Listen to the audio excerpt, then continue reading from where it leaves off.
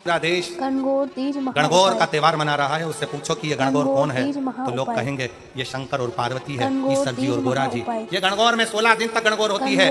गणगौर 16 दिन की गणगौर होती है। ईश्वर जी और गोरा जी का पूजन होता है, शंकर पार्वती का पूजन होता है। ये दूल्हा दुल्हन के रूप में शिव पार्वती का पूजन क्यों होता है? क्योंकि 16 दिन तक शंकर पार्वती श्रृंगार करे थे। 16 श्रृंगार कर शंकर पार्वती ईश्वर जी और गोरा जी बनकर कुमरुका जी के पास चंचुला देवी के पति को मोक्ष देने के लिए और चंचुला के अखंड सौभाग्य देने के लिए शिव महापुराण का यजमान पद ग्रहण करा। सौभाग्य तीज आएगी ना, गणगौर तीज, उस दिन बाबा ईश्वर गोरा बनकर कथा सुनने के लिए बैठे थे। तीज है सौभाग्यवती। केवल 7 दाने चावल के जल के पात्र में चंदन में भिगो कर डाल देने पर और उससे कामना कर आरोग्यता की कामना कर मात्र घर के जो मटका होता है, परिंदा होता है, उसके पास में समर्पित कर देने पर भगवान शंकर का नाम स्मरण कर जीव की रोग से मुक्ति भी हो जाता है। रोग नहीं घेरता, आरोग्यता का अनुभव, आरोग्यता का सुख प्राप्त होता है। कि कल है तीज, जिसको हमारे यहाँ गणगौर तीज कहते हैं। शंकर और पार्वती 16 दिन तक तैयार हुए थे और तैयार होने के बाद शिव और पार्वती शिव महापुराण के यजमान बनकर जा रहे थे। तो कल का दिन है वो, कौन सा दिन है कल का? गणगौर तीज का कल का दिन। चैत्र के महीने में जो शुक्ल पक्ष की तीज आती है, वो चैत्री नवरात्र में जो तीज की तिथि होती है, उस दिन शंकर और पार्वती शिव महापुराण के यजमान बनकर कथा सुनने के लिए कहते हैं। 16 दिन तक पार्वती और शंकर का श्रृंगार होता है। आज ये हमारा स्वरूप ईश्वर जी और गोरा जी के रूप में, गणा और गौर के रूप में पृथ्वी पर पूजाएगा। इसलिए गणगौर पृथ्वी पर 16 दिन की हो। तुमरुका जी हमें कथा करवाना है। तुमरुका जी बोले बिल्कुल करें, क्या दिक्कत, कराओ।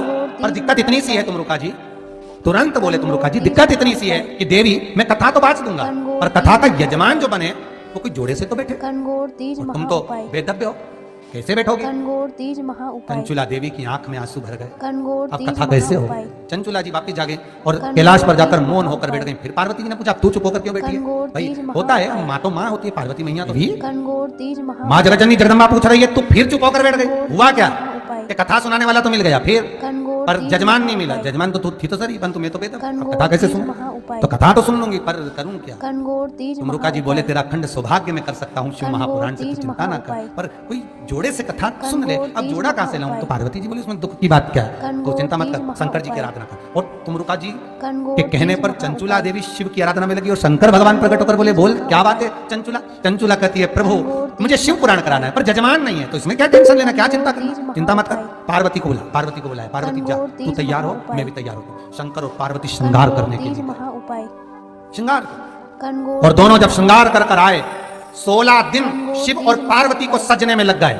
दूल्हा दुल्हन जैसा श्रृंगार कर शंकर पार्वती जैसे सामने आए, वैसे ही देवऋषि नारद देखकर बोले, वाह प्रभु वाह, क्या स्वरूप है आपका, धन्य है भगवान, इस स्वरूप को तो आप मृत्यु लोक में रखिए। शंकर और पार्वती ने कहा, हे देवऋषि नारद, शिव महापुराण के हम यजमान बने, सुंदर रूप धारण कर हम कथा के यजमान बनकर जाते हैं। आज ये हमारा स्वरूप ईश्वर जी और गोरा जी के रूप में, गणा और गौर के रूप में पृथ्वी पर पूजाएगा। इसलिए गणगौर पृथ्वी पर 16 दिन की, 16 दिन। शंकर और पार्वती, बच्चे पूछते मम्मी ये कौन है? तो कही ईश्वर जी, ये कौन है? गोरा जी। ये कौन है? गणा। और ये गौर, तो गणगौर है। शंकर जी ने इतना सुंदर रूप कब लिया? जब शिव महापुराण के यजमान बने, कथा सुनने के लिए जब चले। तुमरुका जी से कहा, कहो कथा। ये तो आज भारत की भूमि की सभी माताओं, माता पार्वती, गणगौर महारानी, ब्रह्मचारिणी महारानी, माँ जगतजननी आपके सुहाग को अखंड सौभाग्यवती बनाए, यही भगवान से प्रार्थना। पूरे भारत की भूमि पर कई माताएं हाथ में मेहंदियां लगाती हैं, चूड़ियां पहनती हैं, सुंदर चुनरी पहनती हैं, माँ ब्रह्मचारिणी का पूजन करती हैं, माता का आराधना करती हैं। उसका कारण केवल इतना सा है कि चंचुला देवी जब 14 दिन तक शंकर और पार्वती अपने गुफा में से बाहर नहीं निकले शिव महापुराण के यजमान बनने के लिए, तब माता चंचुला देवी ने हाथ जोड़कर माँ जगतजननी जगदम्बा को सुंदर वस्त्र, सुंदर चूड़ियां, सुंदर आभूषण माता के चरणों में ले जाकर समर्पित करे थे और कहा, माँ इन चूड़ियों को जो मैं दे रही हूँ, ये लाल चूड़ी, ये लाल श्रृंगार, ये लाल वस्त्र, जो लाल चुनर जो मैं प्रदान कर रही हूँ, माँ बस ऐसी कृपा कर दे कि तू इन चुनर को धारण करे और मेरा भी सौभाग्य, मेरा भी सुहाग अमर कर दे, बस इतनी कृपा मेरे ऊपर कर। माता पार्वती, गणगौर महारानी, ब्रह्मचारिणी महारानी, माँ जगतजननी आपके सुहाग को अखंड सौभाग्यवती बनाए, यही भगवान से प्रार्थना। जैसे चंचुला देवी ने माता पार्वती से निवेदन करा था, आप भी एक भाव से निवेदन करें। हे माँ, हे दया, आप कृपा ये संक्रांति पर भी 13 चीजें दान करती हैं, 14 चीजें दान करती हैं। बीच में कोई 16 सोमवार का उद्यापन करेंगे तो भी सुहाग की सामग्री देंगे, उद्यापन करेंगे तो भी सुहाग की सामग्री देंगे, कोई कार्य करेंगे तो भी सौभाग्य की सामग्री देंगे। सौभाग्य की सामग्री का दान क्यों किया जाए? सौभाग्य सूचक वस्तुओं का दान क्यों किया जाए? सौभाग्य की वस्तुएं क्यों प्रदान करी जाती है, क्यों दी जाती है? उसका कारण क्या है? क्यों देते थे महाराज? भारत की भूमि की सौभाग्यवती माताओं का एक मन की अभिलाषा रहती है, भारत की भूमि की माताओं की एक अभिलाषा रहती है कि जब उसके प्राण छूटे तो अखंड सौभाग्य धारण करके पति के कंधे पर शमशान तक। ये भारत की भूमि की माताओं की सोच है।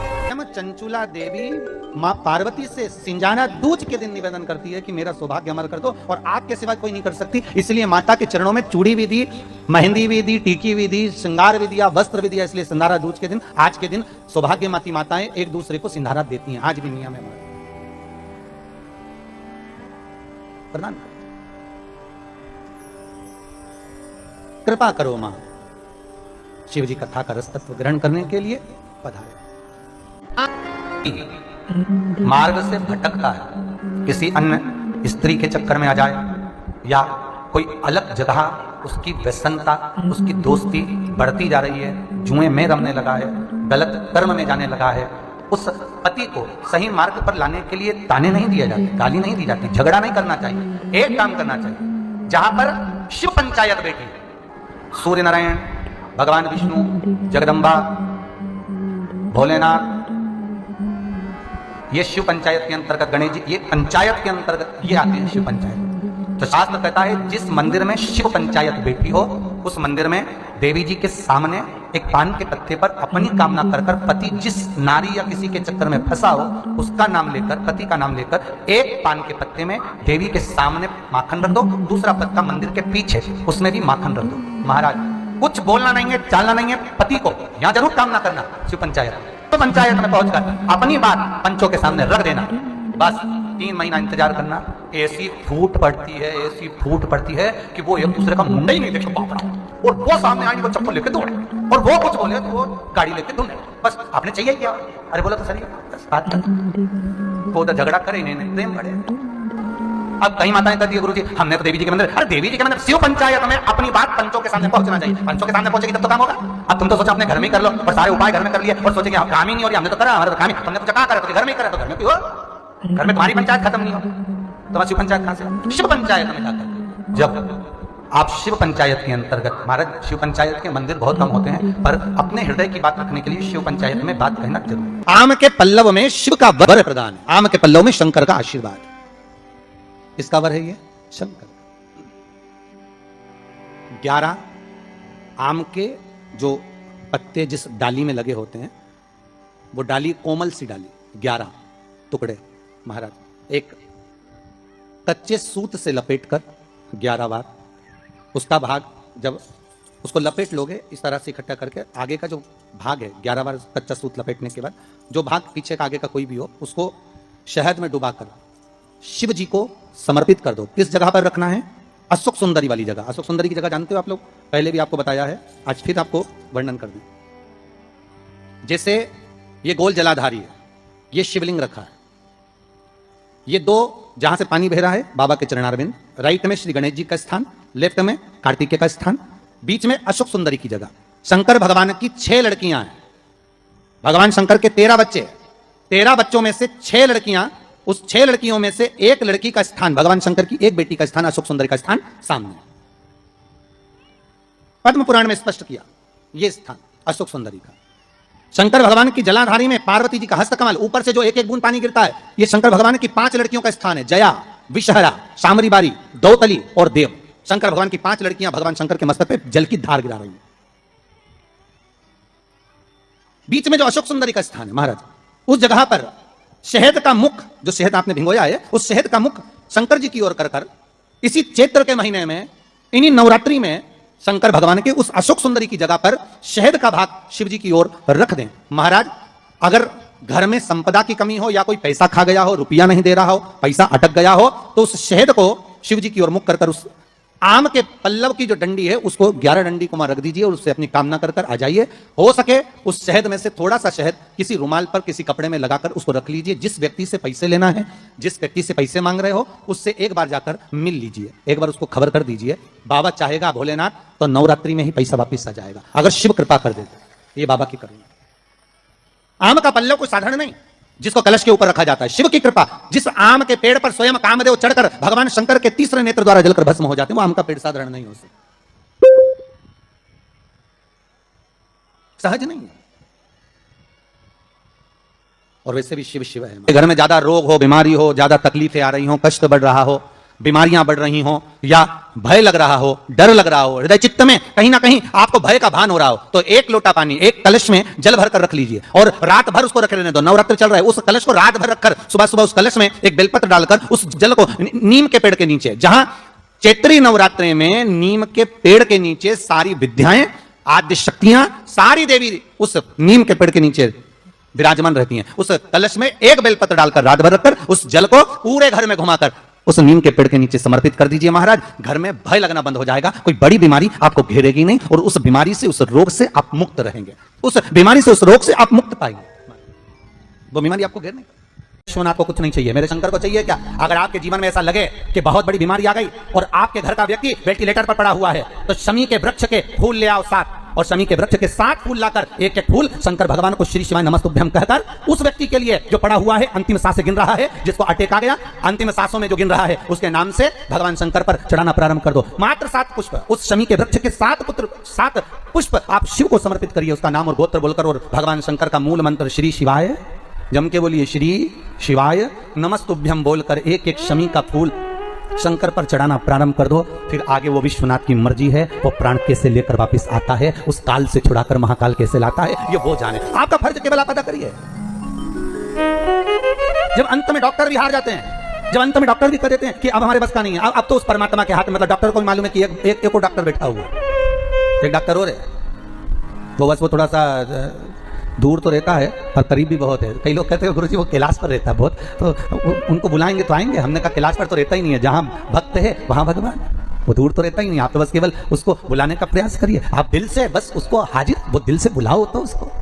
इसलिए देवी भागवत में लिखा है कि नवरात्रि में एक दिन, जैसे प्रतिपदा है, पहला दिन है तो 1 कन्या का पूजन करो, द्वितीया है तो 2 कन्या का पूजन करो, तृतीया है तो 3 कन्या का पूजन करो, चतुर्थी है तो 4 कन्या का पूजन करो, पंचमी है 5 कन्या का पूजन करो, छठे 6 कन्या का पूजन करो, सप्तमी है 7 कन्या का पूजन करो, अष्टमी है 8 कन्या का पूजन करो, नवमी है, जम के बोलो, 9 कन्याओं का पूजन करो।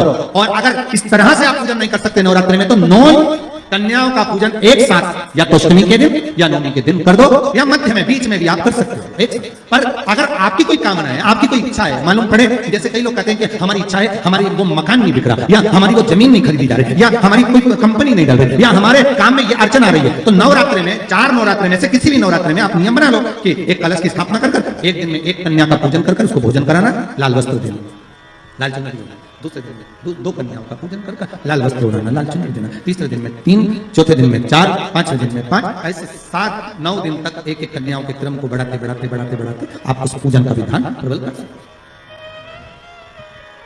क्या मैं नवरात्रि में अगर मान लो कोई साधना करना हो तो कौन सी साधना करना चाहिए? हम किसकी आराधना करें? हम 9 दिन तक किसकी साधना करें? तो अगर बन सके तो देवी भागवत में सबसे सुंदर साधना यही है कि हम एक दिन में 1 कन्या के चरण धोकर पूजन कर उस कन्या को भोजन कराकर उसका स्मरण करें। हाँ, ये जरूर है कि कोरोना महामारी चल रही है तो इस नवरात्रि में भले ना करें, पर आगे की नवरात्रि में, जब नवरात्रि अच्छे रहे, कोरोना से मुक्त रहे, तब आप किसी कन्या को 1 दिन में 1, 2 दिन में 2, 3 दिन में 3, 4 दिन में 4, 5 दिन में 5, ऐसे नवरात्रि 4 बार जो नवरात्रि आती है, किसी भी नवरात्रि में आप स्मरण करें, उसका फल मिलेगा, उसका फल होगा।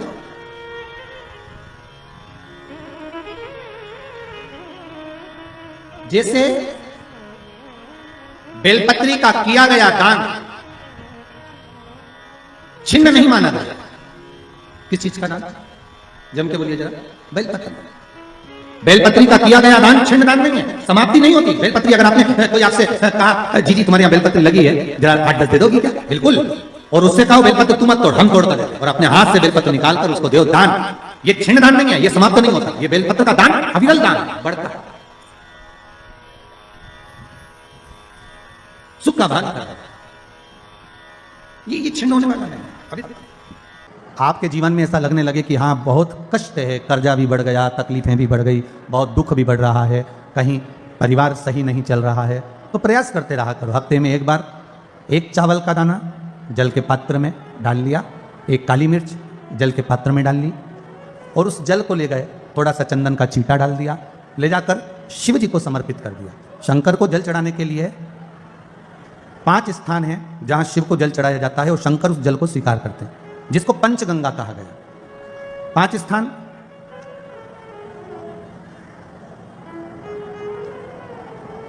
अच्छे से समझ लीजिएगा, जब भी शिव मंदिर में जाएं तो ये 5 स्थान शिव को जल चढ़ाने के लिए ये रखा है। शिवलिंग, गोल जलाधारी, ये चरण जहां से पानी नीचे की ओर जाता है। शंकर भगवान के 13 बच्चे हैं, 13 की 13 बच्चे, शिव जी का संपूर्ण परिवार, 33 कोटि देवता, 64 योगिनियां, सब शिवलिंग के आसपास में। आप शंकर जी के मंदिर में जाकर ये कभी ना विचार करना कि पार्वती जी को ढूंढना पड़ेगा, या गणेश जी को ढूंढना पड़ेगा, या कार्तिकेय जी को ढूंढना पड़ेगा, या भैरव को ढूंढना पड़ेगा। हमें शंकर के मंदिर में जाकर किसी देवता को ढूंढने की जरूरत नहीं है। जहां शंकर भगवान का शिवलिंग रखा हुआ है वो माता जी का हस्तकमल है, माता पार्वती जी का स्थान है। जहां शिवलिंग रखा है वो शंकर भगवान है।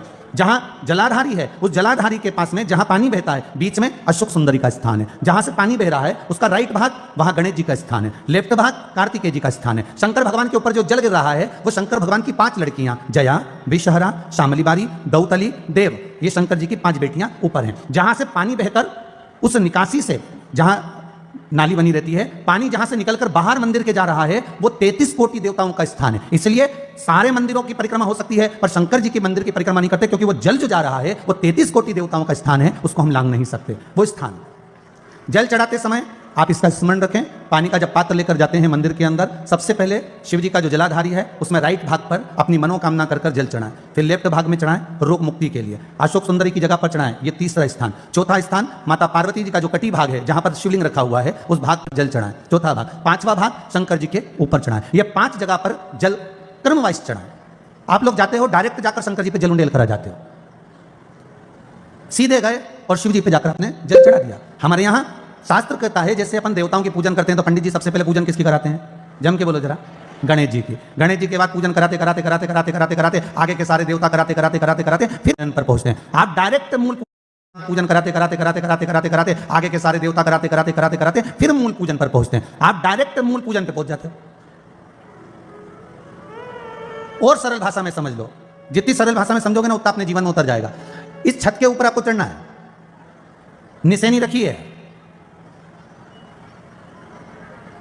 पाए लगे हुए हैं, आप कैसे चढ़ोगे? एक एक पाए पर पांव रखकर चढ़ोगे कि डायरेक्ट पहला पे रखोगे आखिरी पर? जम के बोलिए जरा। एक एक पाए पर पांव रखोगे ना कि धीरे धीरे हमको चढ़ना है। उसी तरह शिव मंदिर में पहुंचने के बाद पहला गणेश स्थान, कार्तिकेय स्थान, अशोक सुंदरी का स्थान। अशोक सुंदरी के स्थान पर जल क्यों चढ़ाया जाता है? क्योंकि भगवान शंकर की सबसे छोटी लड़की जो है वो अशोक सुंदरी है। और ये जो छोटी लड़की है अशोक सुंदरी, ये नारी को अखंड सौभाग्यता का वर प्रदान करती है। कौन सी नारी को? किस नारी को अखंड सौभाग्यता देती है? तो महाराज शास्त्र कहता है जिस नारी के भाग्य में लिखा होता है कि इसको वैधव्य होना है, इसके पति को समाप्त होना है, अगर वो नारी अशोक सुंदरी वाली जगह पर जल चढ़ा देती है तो पति पर अगर काल भी मंडरा रहा होता है तो मां अशोक सुंदरी महाकाल से कहकर काल को टाल देती है। वो अशोक सुंदरी का स्थान, वो माता अशोक सुंदरी का स्थान। जल चढ़ाने का एक नियम है। यहां जल चढ़ाया, फिर कार्तिकेय बाबा को चढ़ाया, फिर अशोक सुंदरी को चढ़ाया, फिर कटी भाग पर। ये कटी भाग बड़ा विशेष भाग है महाराज, बहुत बहुत ध्यान दीजिएगा। जिस पति और पत्नी में विवाद होकर अदालत तक बात पहुंच गई हो और तलाक तक की नौबत आ रही हो, महाराज उनको जोड़ने के लिए ये कटी भाग मूल होता है। कौन सा कटी भाग? जहां पर शिवलिंग रखा है, जहां शिवलिंग रखा है ये कटी भाग मूल होता है। कहते हैं 5 सोमवार लिंग पुराण वर्णन कर रही है। 5 सोमवार कटी भाग पर जहां शिवलिंग रखा हुआ है, 3 उंगली में मक्खन लेकर कटी भाग पर मात्र फेर देने पर और उस पर 7 जगह चंदन लगा देने पर पति और पत्नी का संबंध कभी समाप्त नहीं हो सकता, वो जुड़कर ही रहेगा। प्रेम बढ़कर ही कटी भाग का बड़ा बड़ा महत्व है महाराज। शिवलिंग के कटी भाग पर स्वयं मां जगतजननी जगदम्बा अपने हस्त कमल पर भगवान शिव को झेली हुई। धर्म पत्नी से संतान नहीं, औलाद नहीं, बड़े दुखी है, बड़े दुखी। अच्छा, संतान नहीं हो, किसी नारी की गोद अगर, स्त्री की गोद अगर खाली रह जाए तो भी दुख होता है उसको कि मेरे घर में औलाद नहीं, संतान नहीं। हम कई बार कहे, आज फिर कहते हैं, ये टेस्ट भी बाद में कराना, सारी जांचें बाद में कराना, एक बार शंकर का भजन कर देखना। सब जगह से अगर हार जाओ और सारे रिपोर्ट आपकी आपने सब दूर दिखा ली, तो एक बार शंकर पर भरोसा कर तुम रुका जी का नाम लेकर सफेद आंकड़े की जड़ को शिव जी पे से रजस्वला धर्म के 7वें दिन 21 बार घुमा लो, नाम गोत्र बोलकर कमर में लाल धागे में बांध लो, पीपल के पत्ते शिव जी को चढ़ाओ, उठाकर लाओ, उस एक पत्ते को रात्रि को गाय के दूध में उकालो और उस दूध को दोनों पति पत्नी पियो, साथ रहिए। समय आएगा, बाबा चाहेगा तो 3 या 4 महीने में गर्भ ठहर ही जाएगा।